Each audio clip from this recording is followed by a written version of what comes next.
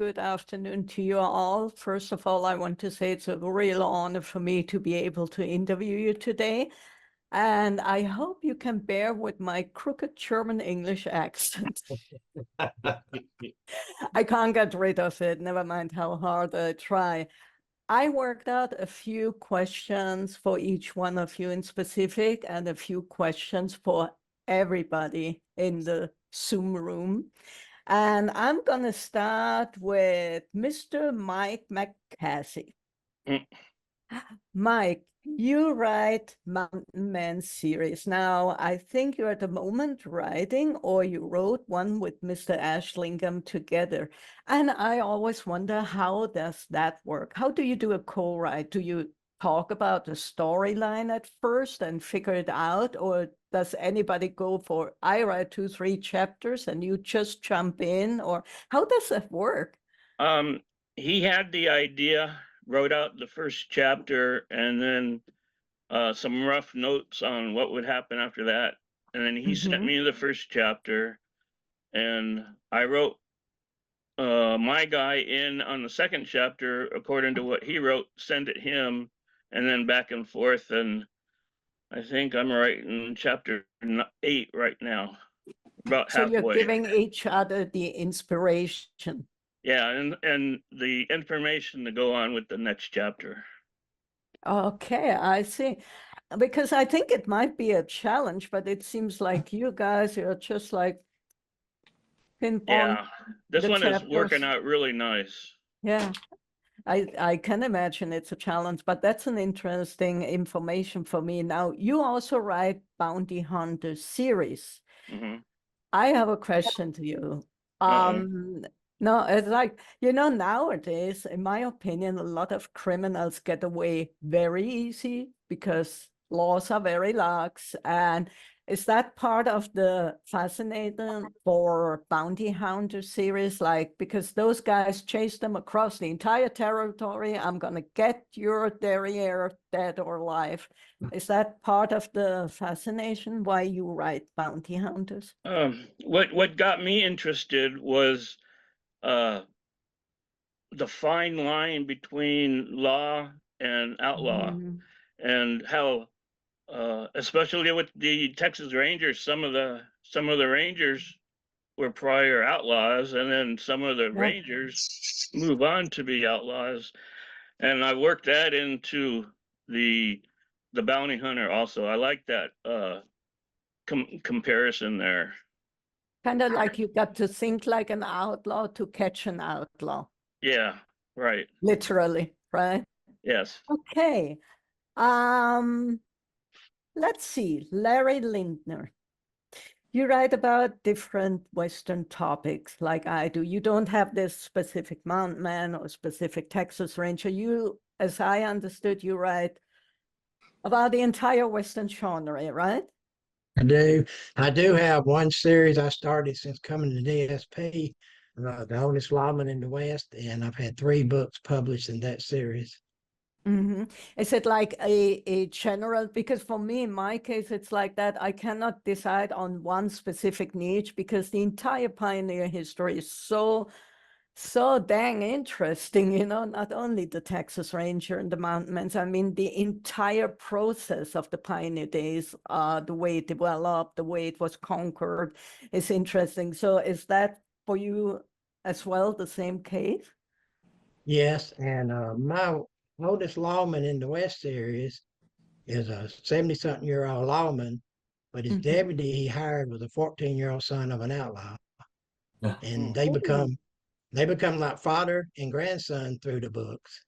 Yeah. But this is more than a Western. It has a little sci-fi and supernatural aspect to it. In book 1, Mr. the Ghost Train, they're rescued by a train when they're chased by the Mexican army. They ride up upon a cattle car, shut the door. The next day they awaken. There's nobody with the train. The firebox is empty. The train hadn't been used in years, and there are 3 sets of bones on the train.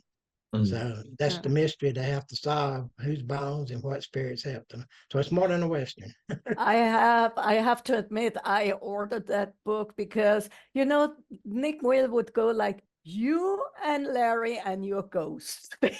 Because I write the kind of genre mix as well, and I was intrigued when I wrote the article, and I ordered that book as well along with others, and I'm looking very much forward to read that because I love that kind of genre mix. Now you are known at DSP for something I envy you for, which is called writing techniques. They told me the secret that you have amazing writing techniques. So my question is, it's like a craft that we learn, but did you book certain workshops on writing techniques, or how did you achieve that skill? It just come natural. Oh, lucky you. As I say, I envy you for that. Dang, I want didn't start that writing too. until I was 61. And I was actually inspired by a dream that I thought would be a great book. And so I sat down and started writing. Okay. And my second book called The Gunfighter was my first Western, and that got me into Westerns. And you got hooked, like all of us, right? There's something about the Western. Do we have Peter Allen Turner on board? I'm here. Okay, you're the admin, the boss man. I'm trying to bring up my video. I don't know why I can't do that, but we're gone. Yeah, Well, but I'm here. Okay, I hope it's okay for all you guys. I call you at your first name. That's fine. Peter's fine. Peter, I have a question. You write Sure. very successful about mountain man topic, and especially the Burr Willis series. So I always wonder, now that's an area way before the area that I write now. How do you do your research? Can you repeat the question, please? How do you do your research? Where do you find information about the era of time that you write for the mountain man? Because I, like me as a German, I had to learn what is a Lancaster rifle, what in the world is a flint cap, Flintlock. flintlock, Okay. right? Okay. Thank you, sir. Flintlock. There you go. I'm Yeah. literally learning every week something new, because we Germans, we don't have that much of a gun array because the government would chase us to God knows where if we did. Yes. So for me, it's fascinating. And I came across things like American native food called pemmican, which was used by the mountain men. And I learned a lot. So I wonder, Pete, where do you get your research from? Well, I have a background in U.S. history. Oh, that helps. Taught school for a number of years, and always have liked the whole mountain man genre and all that. So that's partly it. Other research I do, I have a lot of source material that I have, other books that I've written, or not written, but I've read. So I think that's where most of it comes from. And then as I'm writing and I come into something that I want to throw out there, I'll add that. I also subscribe to various gun magazines. And they usually have in the back of them an older gun that might have been used back in the Old West days, and they usually have a little bit of information on that. So I'll pick up a lot of unusual guns that I hadn't heard of before that I include from time to time, just to mix things up. But yeah, that's how I do most of my research. Yeah, that's what I did too. I wrote a book about the very call that Johnny Ringo used for his supposed to be suicide. And it was so funny, 5 days after the book got published, that very gun went into the same auction with the pistol that killed Billy the Kid, and it sold for $237,000. But it was so fascinating to see that it is non-stop documented, one of the rare weapons which was non-stop documented because it was sent to Johnny Ringo's sister after his death. And it remained 5 generations in that family, and it was bought by only 2 collectors so far. But I admit, you know, like normally as a girl, you should like jewelry and all that. And I have a hanker for antique weapons. I find them beautifully engraved. And My favorite thing is Winchesters. If somebody asks me, what do you want for Christmas? I say, yeah, I know I'm based in Germany, but a Winchester would be so nice. Have you gotten that yet? Not yet. I need to have a cabin in the US. There's no other way around. I'll never have my Winchester. Malcolm. I Yes, have to ma'am. tell you, folks, I know Malcolm since approximately 2018, I think, or late 17. And we found out that we have common roots. The area where I was born and raised is called the southern tip of Black Forest, called Hotzman. So I say like, hey, Mr. Hotzman, that's kind of funny because I come from the Hotzman, the Hudson Forest, and you're named the Hudson Man. Right. And he told me his grandfather was actually from the very same county where I was born and raised. Small world. And Yes, he it used is. the area where he came from, he used that as a surname, like many people did, either the profession or where they came from to Americanize their last name. So Malcolm, my dear, Ma'am. I saw your new book. Oh my Lord, is that a beautiful cover? I love it. Love it too. I thought like, beautiful. I don't know if Kevin actually created it, but great job on that cover. Would you tell us the title and what the new book is about? The new book is Bloodshed at Bear Cave, and it basically is about this small town that the main character, Dalton Briscoe, is just passing through. And he becomes entangled with a guy that tries to disarm him. Well, the guy is wearing a gun, but he says the town law is that nobody can wear a gun. Well, Dalton won't give his gun up, so they have a confrontation, and then he leaves, but then he finds out later on that this town is controlled by one family, and Dalton has an accident and is kind of recuperated by a girl that is kind of outside the town.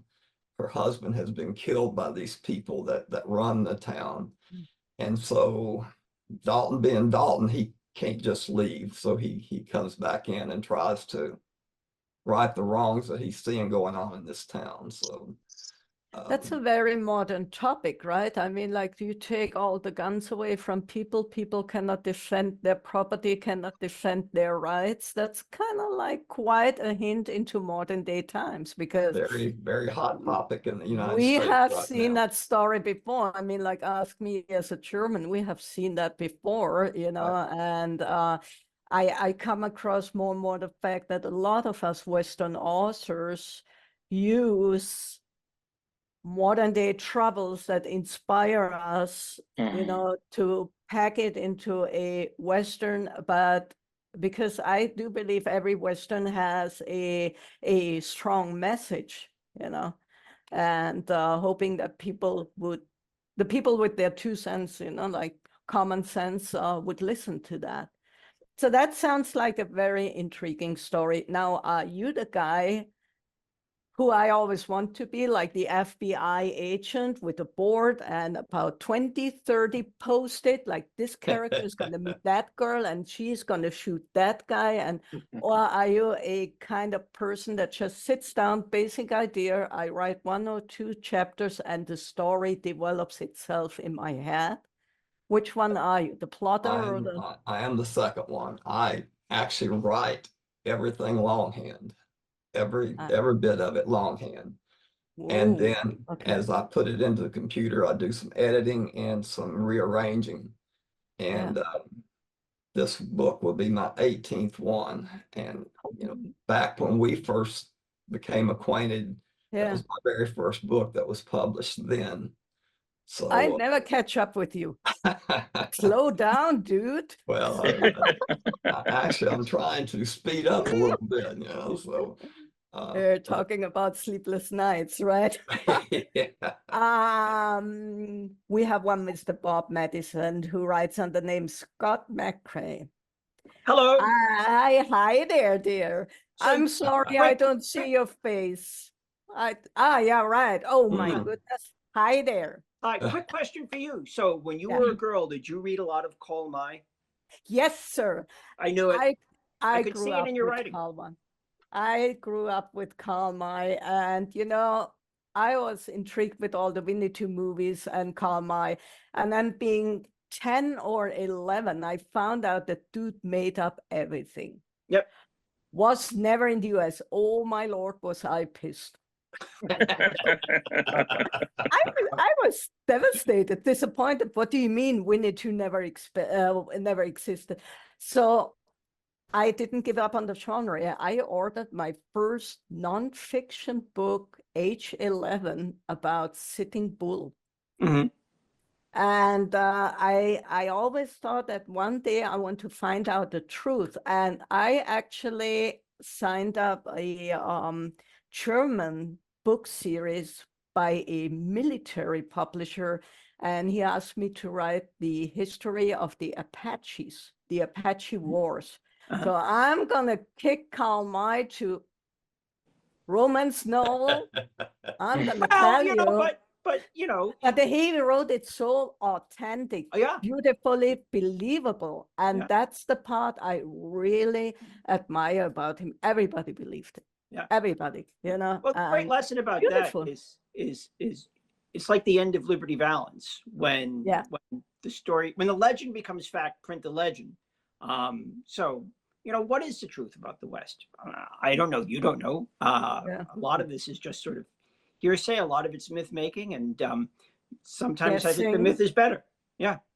Yeah, and a lot of newspaper or like those short novels in the early 1910, you know, they were kind of like colored and blown up to. I mean, like they make Calamity Jane a real badass woman, and half of it is not true. She never dated Wild Bill Hickok.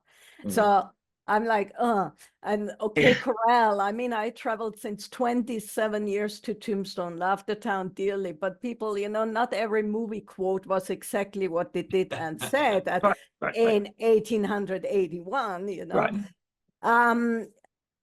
I have this question for you. First of all, I'm very honored because you are a Spur Award finalist. Yay! Yeah, I'm delighted. WWA. And you created Ezra Flint. Ezra Flint, yeah. Now, Ezra Flint sounds for me like a down-to-earth, no-nonsense, old, strong values, the boss of the family. Judging from the name, can you tell me who is Ezra Flint? Ezra Flint is Marshall in a small town in Kansas called Misery, which gives you an idea of what kind of book it is. And he's unlike my other series characters. I mean, I've written a lot of books about Tom Mix, and I've written some Mountain Man books. And the Ezra Flints are a change in that they're really kind of Western noir. You know, they have more like a private eye feeling to them, even though they're Westerns. And he's a very grim sort of hand of fate person. He's justice catching up to you. And they're a little grittier than my other books. And the first one just came out. It's called Hard as Flint. And it's mainly about Flint and a femme fatale, which makes it kind of interesting for a Western. A celebrated bad man knocks over the bank in Misery. And a few days later, the woman who works there, who happens to be the daughter of the mayor, disappears. And Flint is convinced that there's some kind of connection. And as he's on the trail of the robbers, he's also looking for this missing woman. But is she part of the gang or a victim? And good question. Yes, Can never trust a woman. I didn't say that. They always fall for the bad guys. I didn't say that. But Flint has a personal stake in this because he used to be involved with her himself.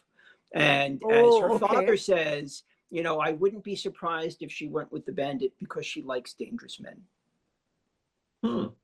Yeah. I agree to that right away. Who would? I need to talk to some of the people in your life. Well, fortunately, on this side of the pond, they don't speak much German. English, and on the other side of the pond, they know I love Winchester, so they keep rather quiet. That sounds intriguing. I like that, and I saw that the book is really racing in the charts already, like beautiful. But you also write thrillers, right? Yeah. So for DSP, I actually just did my first adventure novel. It's a series about a guy named Jeff Gallion, who is a beach bum know-it-all. He's sort of this polyglot. And it's based on people I know. I live right here on the beach. In fact, if I walk out of my door in 4 minutes, I'm wet. Although people would say I've been all wet for years. And he essentially gets hooked in a treasure hunt looking for the lost treasure of Jean Lafitte. And it's fun, and it goes from California to New York to Paris to the Dominican Republic, and there are all kinds of hairbreadth escapes. And I already have the second book in that series done. It's called, and I wanted to go subtle. I wanted to go quiet. So it's called Jewels of the Feathered Serpent. Okay. It's sort of like if Indiana Jones was a surfer dude. That's well, and all kind of Indiana Jones related stories are very well loved in Germany. Oh, really? I'm not surprised. Yeah, like Da Vinci Code stuff, like, ooh, they love it. Mr. Ron McDonald, aka J.W. Masterson, you created a character named Pharaoh O. Smith. Yes, Now, ma'am. I read a lot of books about the antique Egyptians, and I can literally like name most of the pharaohs. Why is the first name Pharaoh? Does that have a connection? I know the Pharaoh game was named after Pharaoh because it was actually originally played 3,000 years ago by the antique Egyptians. They had a very similar betting game like the Pharaoh. So, but why Pharaoh O. Smith? His father was an amateur Egyptologist, Okay. and he has a couple of brothers, and one of them's named Osiris, and they like his father just named them Egyptian names, and Pharaoh was the oldest, and he got that. And every time someone asks him how he got such a strange name in the novels, he makes up something different and tells them something different because he gets sick of hearing the same question. So Yeah. that's him, and he's my latest creation. And by the way, just to say, my name is truly Ronald McDonald, and yep, that's the reaction I get. And no one's going to buy a Western written by Ronald McDonald. So I tell you, it's difficult to have people buying Westerns if you have a female name. I can understand that. They do believe automatically, female Western, Laura Ingalls, romance, blah, blah. And they do not believe that in my Western, people get hung, shot, run over by a horse, and with a double-barrel shotgun, tearing them apart, and it's all there. But, as soon as it's a female, they don't believe we spill that much blood until they go through the first divorce, then they become believers. So I have one thing. You said something beautiful in the DSP interview. You said that you have to be with your characters. You don't like to live a normal life when you're in a book because you're afraid that your character walks off and finds a new right. And I thought that was so beautiful because I thought, like, in my case, I wouldn't be astonished one of the characters walks down the street and say, like, girl, why in Christ's sake did you get me hung? I mean, like those characters become family members, right? All of my characters live in my head. I'm bipolar, and they tell me what to do. I had one character in one of my earlier books. His name is Cut Marfa. Great gunfighter. He was going to be my hero, and about a third of the way through the book, he made me mad, and I killed him. I admit, I like most of my characters way better than my relatives. Yes, ma'am. Oh, yeah. Oh, yeah. You know, because you can choose your characters, can't choose your relatives, right? This Yes, is ma'am. true. Mhm. I have a few very common questions. Now, I know Mr. Nick Whale hates that question. If you were lost on a lonely island, what book, blah, blah, blah. I have a different question. I often wish I had a time machine and be in those days, you know, at least for a certain time. If you guys had a time machine, each one of you, which Western event, battle, happening would you wish yourself to be beamed to witness it yourself? Which one would that be? I have one. God. I would go back to see a performance of Buffalo Bill's Wild West. Me too. Me too. Because almost Yeah, me everything that we too. think of from the Western comes from Buffalo Bill and his Wild Yeah. West. I mean, he codified all of these things that we're still doing today, over 100 years later. And the whole idea of stage holdups and Indian fights and cavalry battles, you know, he made live, and sort of gave this whole Western myth a reality to people outside of the West. And I honestly think without Buffalo Bill, there would be no idea of the Western genre. So I'd go to a Wild West. Yeah, me too. That and a Sundance by the Lakotas, like the original Sitting Bull led Sundance. Malcolm, where would we beam you to? Deadwood. Yeah, When yes. Deadwood was really hopping, that would be where I'd like to be. That was a rowdy place, you know. Okay, we got to bail Malcolm out at the end of this story, I think. Peter, I finally see you. Good evening. Yeah, sorry about that. Technical No, difficulty. don't worry. Where would you like to be? You know, the first thing that popped into my mind was the Alamo.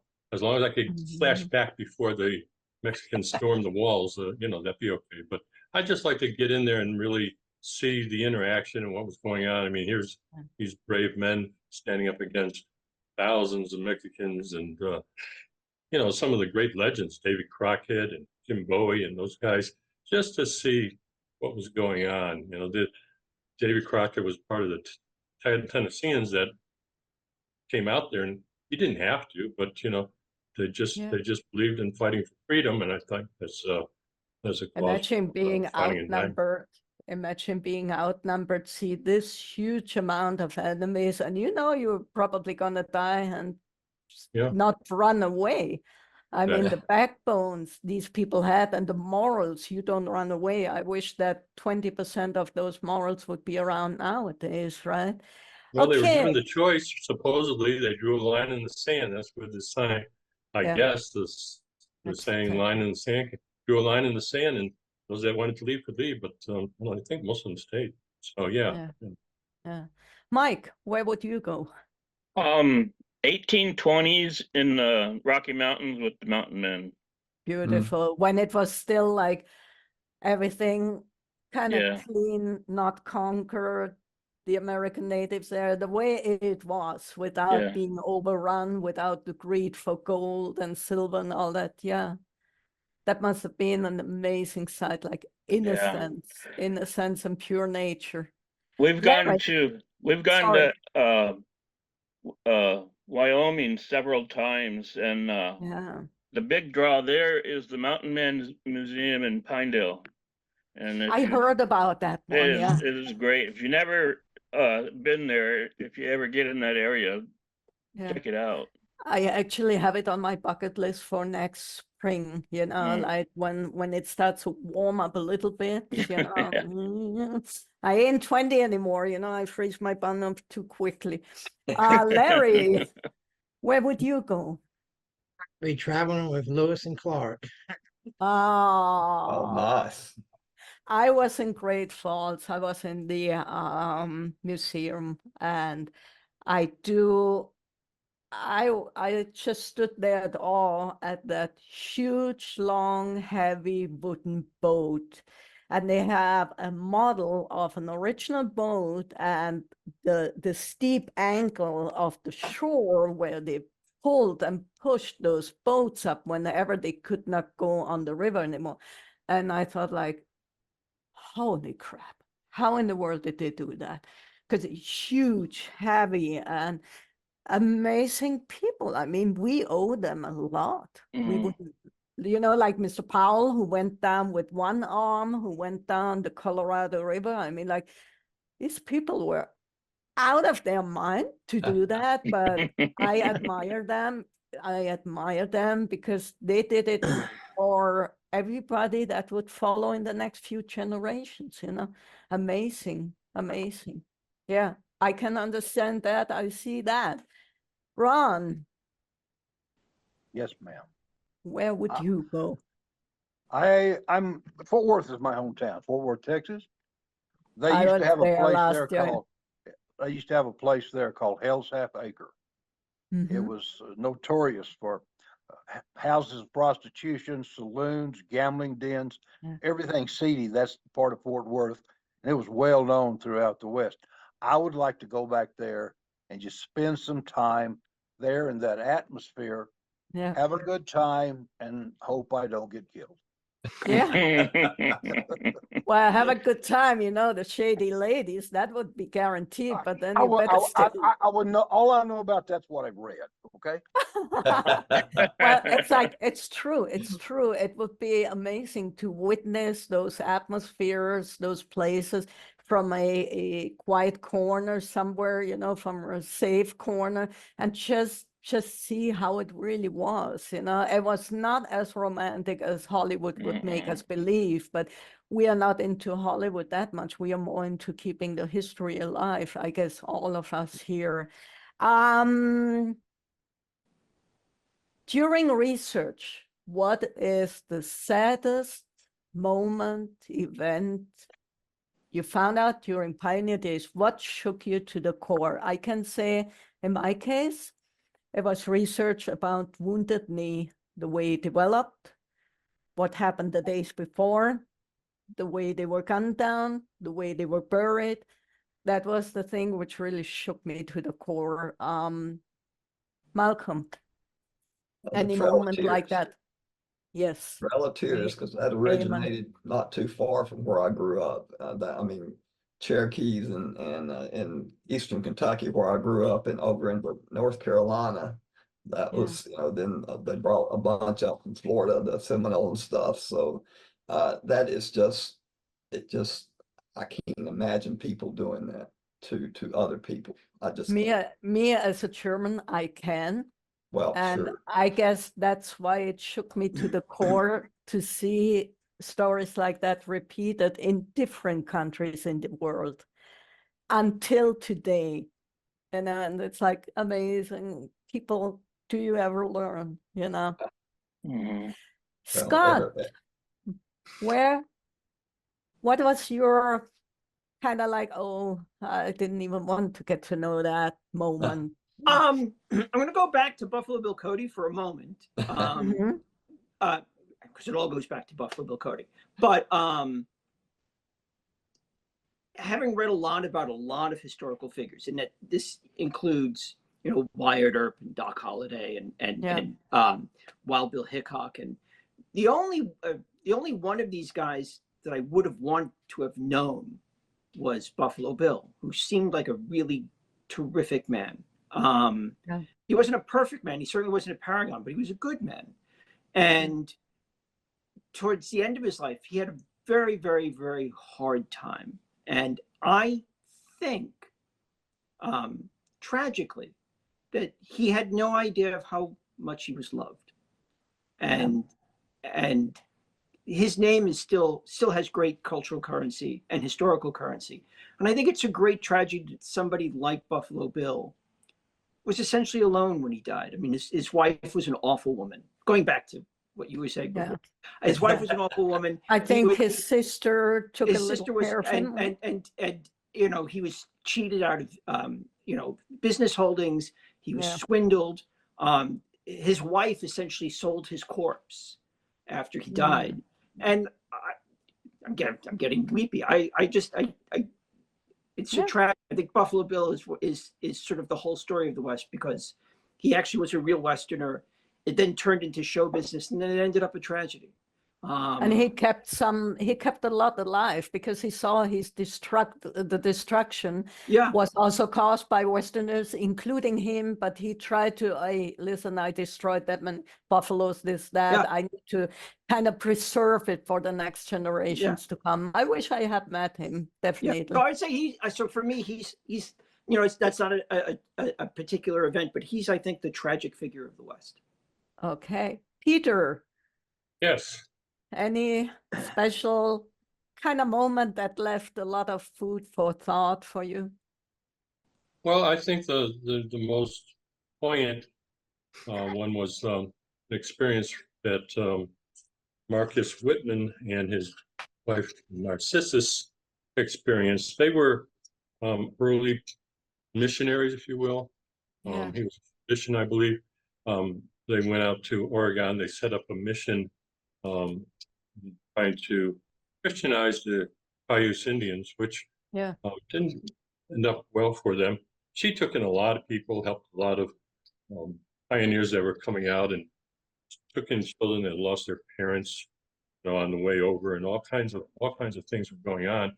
And unfortunately, despite all the goodwill and things she was trying to do, the Cayuse turned on them and just slaughtered them one night for, we dragged her out and slaughtered her along with her husband. Yeah. So that was kind of poignant, Getting killed for being a good person. Yeah, they just, and this was after a number of years. The Indians just decided that they had enough of this, trying to be civilized, I guess. I shouldn't use civilized, but we all know what I'm talking about. And they were just trying to do the best they can, but they took in scores of people.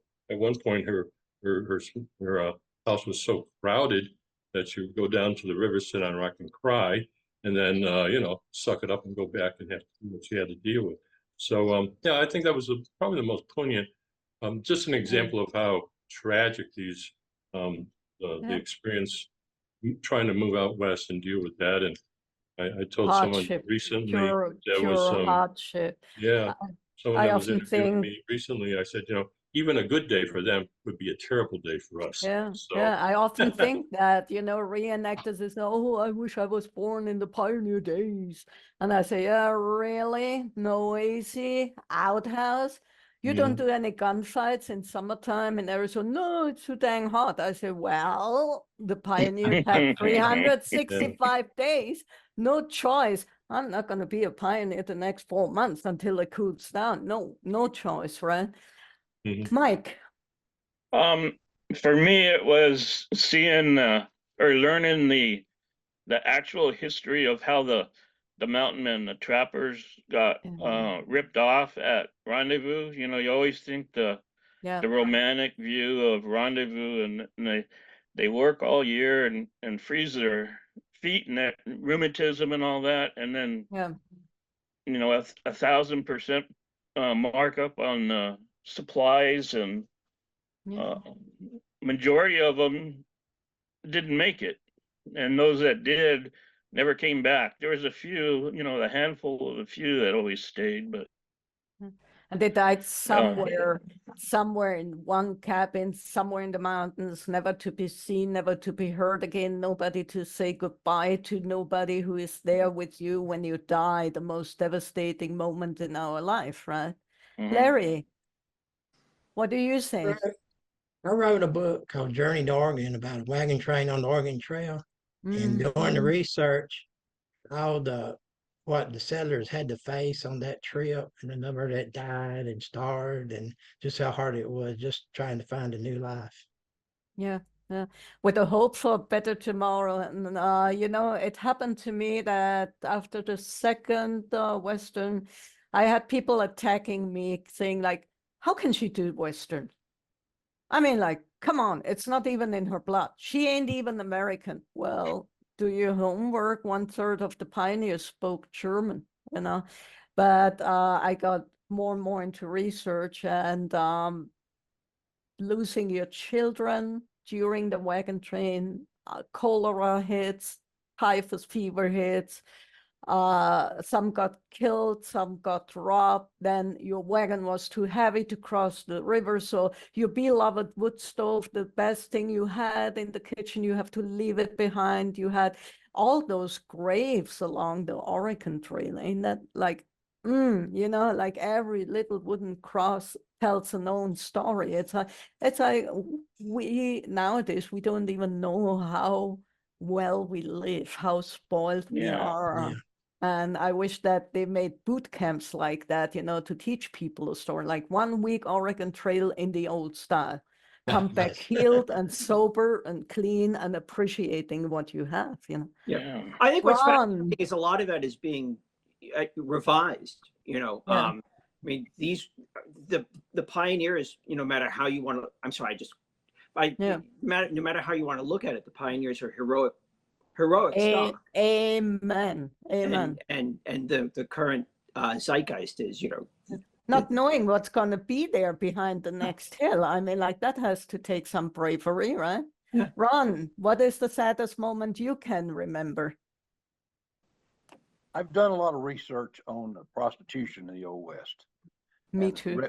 read quite a bit about that and how these young ladies came west to find something, but what they found was not what they were looking for. And so many died young of diseases. Suicide. Everything. Yeah. Last year, my wife and I went to Silverton, Colorado.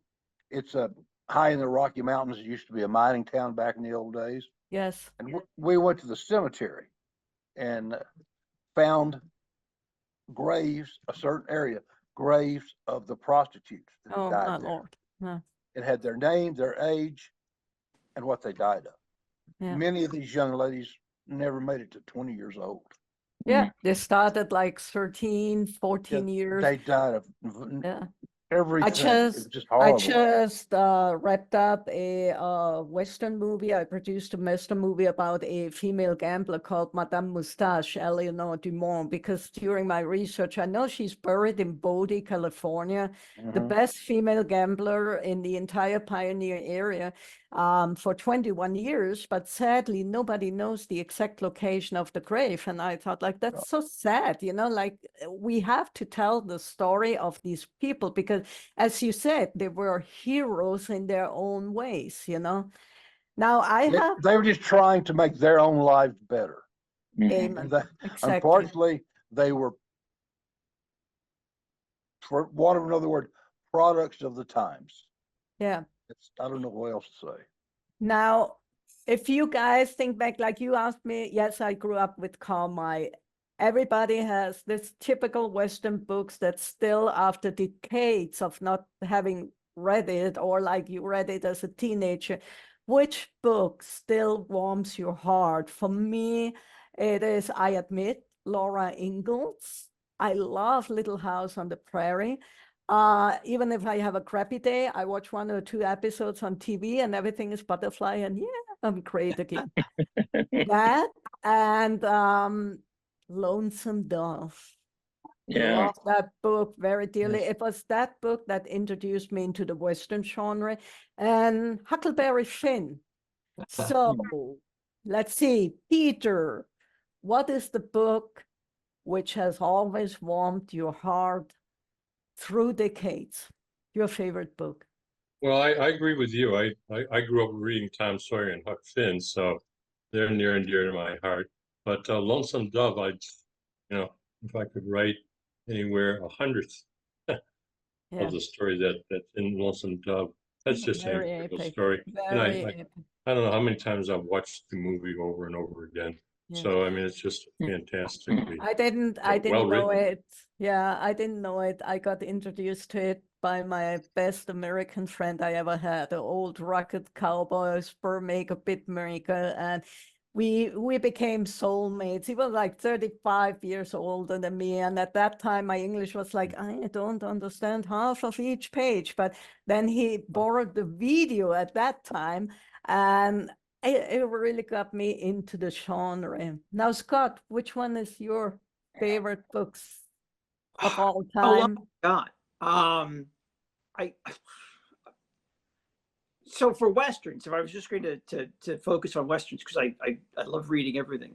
The first, it would have to be two of them. The first one I read was Zane Grey's Riders of the Purple Sage, and I was just amazed at how brazen he was, because he's kind of like Edgar Rice Burroughs in the sense that he plays his cards really big and he deals some sort of fearlessly, and it's such a ripping read. You read Riders of the Purple Sage, you go, my God, he was really getting away with this. It's just terrific. But I would have to go with Jack Schaefer's Monty Walsh. Particularly, there's a chapter there where the ranch hands go and help some kids at Christmas time. And these are old, grizzled ranch hands. I mean, and the kids are thinking of them as Santa Claus and angels. And I always thought that that's kind of the way I always said of Western heroes myself. I mean, they're sort of hard bitten and grizzled. Tough outside skull and the soft spot on the heart. On the inside, there's maybe something Santa Claus was about them. So I'm Monty Walsh. Yeah, Mike.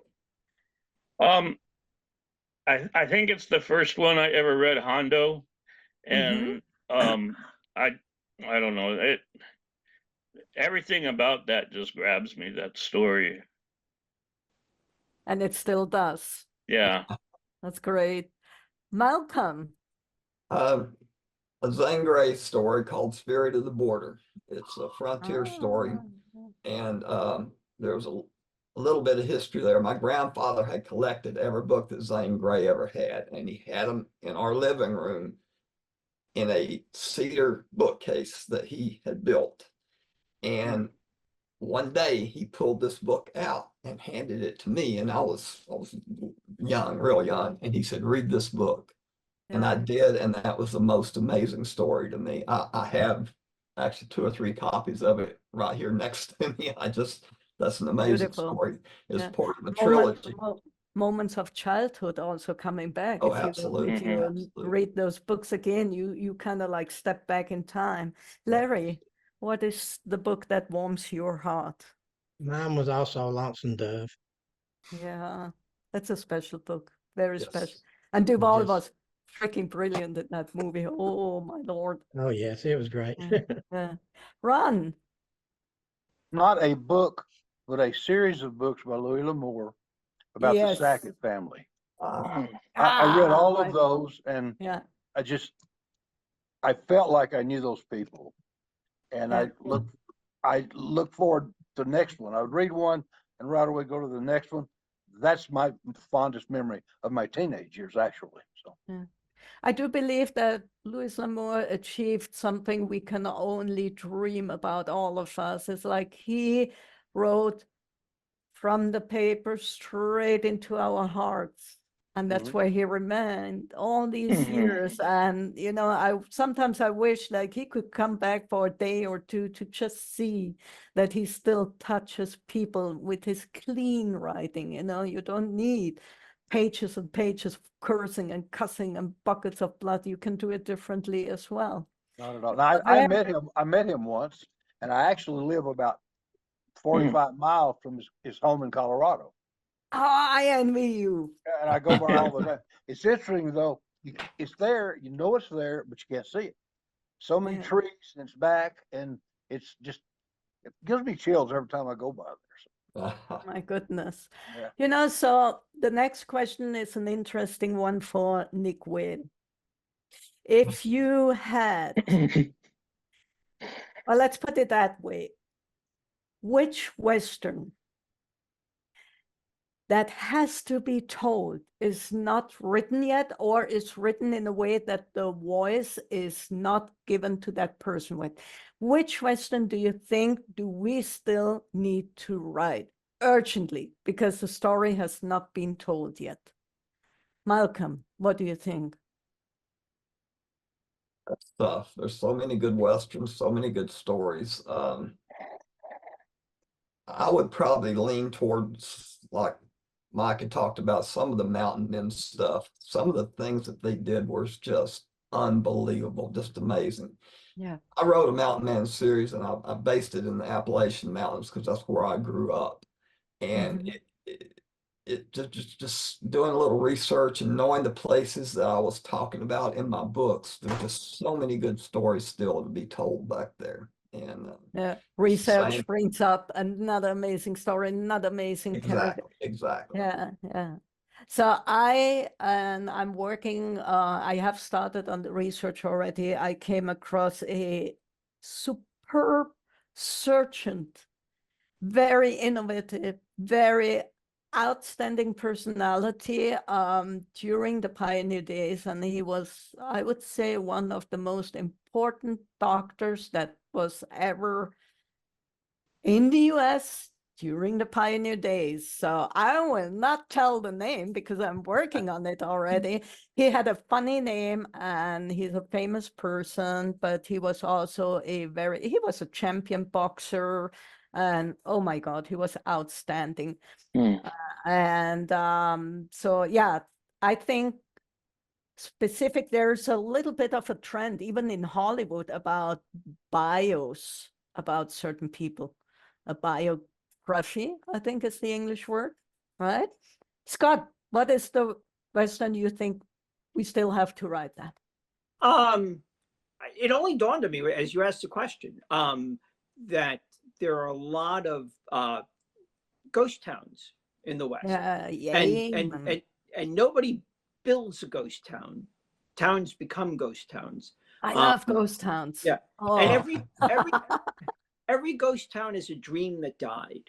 And I think there's a story there about people who are trying to keep their town alive while the West is moving on without them. And that's probably a story that hasn't been told. Yeah, like Jerome, for example. Yeah. It's like, like the story behind the grave markers. If you go to the Pioneer Ghost Town Cemetery, so many German names, Italian names, and it's amazing. Each marker lost both children to smallpox. I mean, like, and writing like that on the grave, you can, as an author, it bugs you by the time you walk back to your hotel or to your friend's place, like, oh, the story is calling out to me already. What do you think, Peter? Well, a couple years ago, my granddaughter and I wrote a book called The 25 Fearless Frontier Women. And one of the women we profiled was a woman by the name of Sarah Bowman. Some of you may know her. She was also known as the Great Western. A larger-than-life woman even today. She was over 6 foot, red hair, and went with her husband during the Mexican Wars out west. And she was at times maybe a prostitute or a madam, ran a hotel, fought in several battles, and she received a saber slash across the cheek. And as far as I know, the only woman to be buried in a military cemetery with full honors, and also given the honorary title of colonel. So why there hasn't been a TV episode written about her, I don't know, but she was just so she was a stick of dynamite. Well, unfortunately, I don't think Westerns with female characters as lead sell very well. At least thank you. Praise the Lord. Praise the Lord for saying so. Thank you, because those women conquered the West equally. Sure. A lot of them, like female surgeons, even the madams. And I mean, like, think about people, Nellie Cashman, who fed the miners and tended to them when they were deadly sick. And what, you didn't find any? Okay, like, forget the 50 cents. Here's a warm meal. And some amazing women out there. Mike, what do you think? What is the Western we still have to write? I think it's the history of the Long Hunters in the 1700s, who are the pre-runners to the mountain men. I wrote one story about them, but when I was researching, the research is just as exciting as the mountain men. Yeah. I can imagine. I mean, like that's a period of time that has not been touched too much, right? Because we all kind of start with the Mexican Revolution, like Santa Anna, and we go from there. But what about the time before? Because there were white people there before trying to conquer the unknown West. Larry. Going to Kentucky, but the Revolutionary War and the Indian War and 1812 and all overshadows that. So we don't hear about it a lot. I just came across some Germans that were hired as soldiers in that France, Queen Victoria against the French colonial war. And there was a group from Hessen where they grow the wine at the River Rhine, and they were hired as soldiers. I'm like, what? Are you kidding me? So it's like amazing. As you said, something cool pops up. The more you research, the more you want to know, the more you find out. Larry, what is the book you would write? It was women that traveled with the soldiers during the Civil War, and also they did it with Napoleon. And a lot of them had medical training. A lot of them didn't do more help fix the meals, but they learned to help the men when they was wounded. And a lot of them has great stories to be told. And I've already done some research on it. But I think about somewhere down the line, a book needs to be wrote about it. I don't know of any book about them. We called them market tender because they were kind of like cooking for them, nurses for them, sometimes even the prostitute for them. Sometimes when the boys were devastated, like seeing their compadres killed, they were like a mother. Unbelievable. Like they held the entire camp together, and sadly nothing is written about them, and they sacrificed everything possible. Those were the ones behind the front war scene, and very good idea. I love that. Ron. Oh, there's a kitty catty. I got two of those. I call them my chief editors. Ron, what is the book you would think that we would still have to write? I have two cats. Yeah, I have two cats also, and 5 dogs. And anyway, 5 dogs. Just a moment. 5 dogs, 3 geckos, and a granddaughter that we raise. So that explains a little. Are you building an ark? Come on, if he had said 5 women, that would be a reason to get suspicious. 5 dogs, 2 cats, that's all fine. It's a menagerie. We used to have horses, but that's a lot. We got too old. We started falling off of them, so we quit riding. Yeah. Anyway, back to the subject. Also, earlier you mentioned Jerome, Arizona. Yeah. I love Jerome. I love them. I'm very much into the silver and gold mining. I'll make you jealous. I was there last week. That's right. Well, I make you jealous. I'm going to go back to Arizona in October. Now. Well, great time to go there and down to Prescott and all that area. Wonderful area. So anyway, I've read a lot about the Hell's Half Acre in Fort Worth, like I talked about earlier. Yeah. I would like to see a really good fictionalized version of that based on the facts written about the time when it was in the 1880s when it was really blowing and going. I think that would be really good. Like with the stockyards and cattle drives coming in. Yeah. Rowdy times too, but the stockyards. I'm sorry, I apologize for interrupting. You talk about the stockyards, I got to get all excited. They still have 2 Longhorn cattle drives down the street. I took a picture of one of them. I took a picture. I was there, during the Will Rogers Medallion Awards. So I was there, and you walk through Fort Worth like a big, like the typical modern city, and then you walk around the corner and you're like, suddenly I'm like, oh, where am I? And that moment I stood in the middle of a stockyard street and I had tears in my eyes, and I thought like, And this is the reason why I do this. And I have to say, I went to the stockyard for the first time to the Will Rogers Awards. Literally, I buried my mother Friday and I flew Tuesday. So I had buried my mom literally like 5 days before going to the stockyards.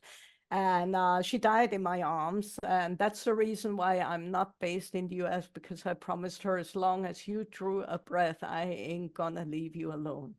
Never mind how hard it is to try to achieve something to that market 6,500 miles away.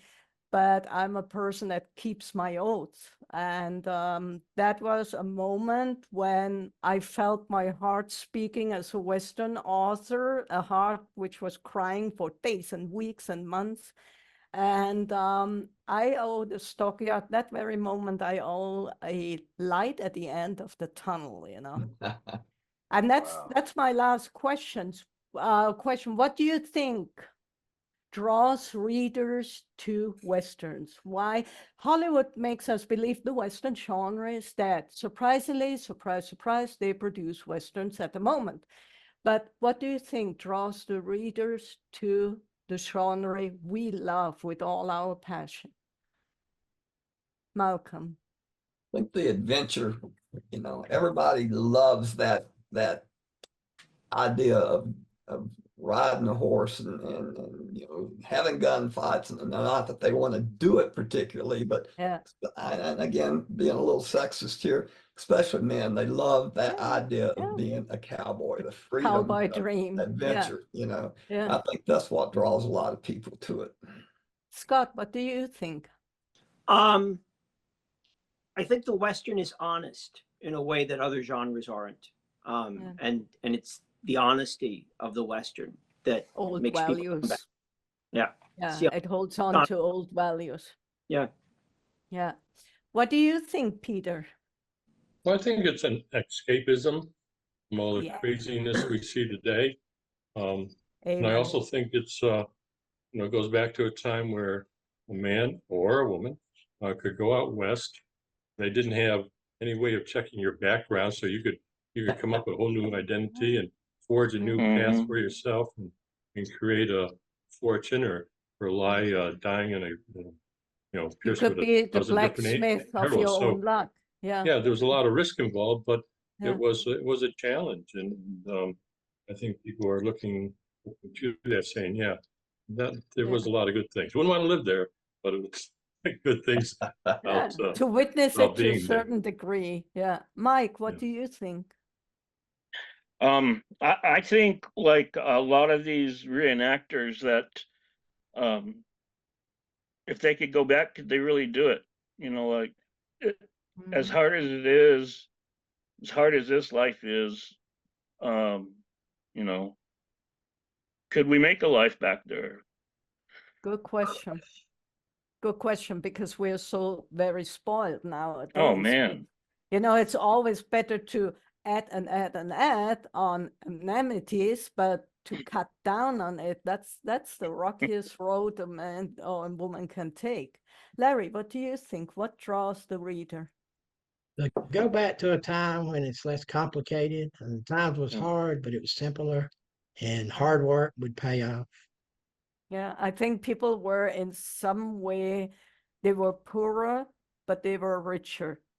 If you know what I mean, like we run like hamsters behind money and the next bigger car and this and that. And they were kind of like, sitting together, like you had these 3-generation houses, and you are right. People were more satisfied, happier with what they had. They appreciated more what they had. And as soon as you don't appreciate anymore, you start to be in the rat's race, and it's hard to get out. Ron, what do you do? What do you think? I think it's because it's a basic struggle between good and bad, right and wrong, and Westerns present their protagonists as strong people, and also the besides protagonists, the people that he's on their side, they're good, honest, hardworking people, just trying to make it in the world and have a decent life against all odds that seem where you can't get through. You can't. You can't stop them. They're unstoppable. But through ingenuity and hard work and bravery with some romance, you get through it, and in the end, you win. And that's how we all want to live our lives. And that's what I think. Yeah, exactly. Well, for me, it's like that. As I said, I have people telling me you can't do Western because you're not American. The more you research, the more own roots, German roots, Swiss roots you find out there. And then on the other way around, I realized that some people here have a totally wrong picture of the American. And I have to say that not only in the Western genre, but also in some friends I met there became family. And I found a soul home in the Western genre. No job, and I had jobs where I earned paychecks you can dream of, but nothing ever touched my heart the way the Western genre does. And nothing gave me that much of a chance to connect two countries, saying like, if you make fun of the Americans, you're literally spitting into your great-grandfather's face. Because if you check the phone book in Phoenix, about 35 pages named Schneider, so that is a big opportunity. And I do believe as a German, we wished we could undo history. Oh, Lord, we wished we could, but we can't. But what we can do is to learn from history, very important lessons. What I learned is that I am deeply, deeply honored to be in this genre and to be able to tell also history of my own people who came over with a hope for a better tomorrow, But I have to say, people ask me, why do you write in English? It's harder for you. It's not your mother tongue. True. I write in German and in English. I do write my books in English for one reason. It's a deep sense of honor and gratitude. The history happened in your country. The least I can do is to have the dignity to learn your language, to use your language, to show that I honor this and to show that I'm grateful for it.